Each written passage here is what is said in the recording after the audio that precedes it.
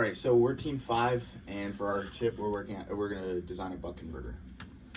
So our intended application for this chip is dynamic voltage scaling for high-performance digital systems. So as we know, depending on the computational demand of a CPU core, it'll draw different amounts of power. This power is proportional to the square of the supply voltage, so being able to adjust that depending on the workload allows us to save a lot of power. Looking at this figure, it's pretty clear. We waste energy when we use a high VDD for a low workload. Switching regulators are perfect for this application because they have a large output range that maintains high efficiency, unlike linear regulators. So in short, we're designing a switch mode power supply for integrated dynamic voltage scaling applications. So quick power electronics review. Our buck converter is synchronous. We have 2 switches that we're switching alternatingly. So switch 1 is on for duty cycle, the high side is on for duty cycle, and then our low side, switch 2, will be on for the rest of that time. The LC filter at the output will give us the DC average of our switching square wave signal, and that output voltage is given by the duty cycle of switch 1 times Vin. Since our LNC are going to be off-chip passives, we can use any size and any component selection for that, so it's good.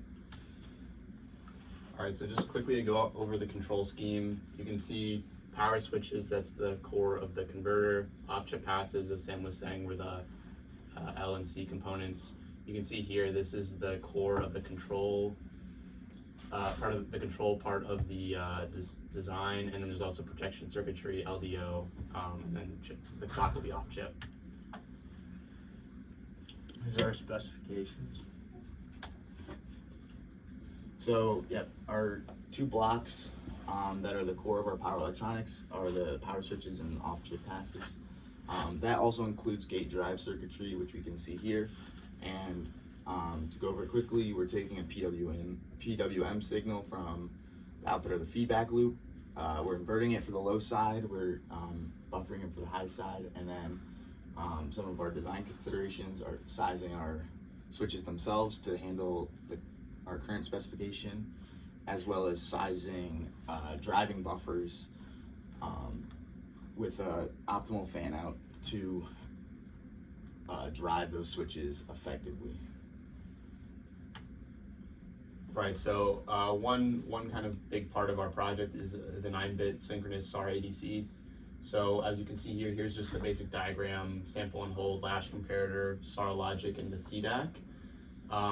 We're doing, because it's synchronous, there's no internal clock handling. We chose 9-bit because we want 8 effective bits of accuracy, and so we're anticipating one bit that we're gonna lose from quantization error and other errors. And then also this is just a good structure for the buck converter control, just because, as you can see here, high resolution, deterministic latency, and low power. So all good things that we want to see. So this is our PID control block, and we chose to go with just like a simpler PI version of this because we found with simulation that D-term isn't too important for our application. Essentially, it'll just take in the input from the ADC, compute like the error signal based on some like V reference, and then do like multipliers with the gains, and then for the integral term, add up the error over time, multiply that by the integral gain, then add those up and output to our digital PWM generator. And the way this works is it'll just be a counter that whenever it's above the certain like digital output from the PID controller, it'll turn on the PWM. So that's how we would control the duty cycle.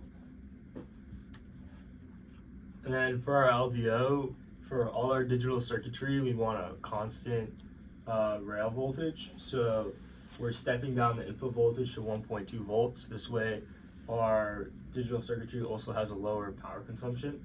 And the error amplifier will be designed using a two-stage Miller OTA, and the voltage reference will be made using a band gap reference circuit.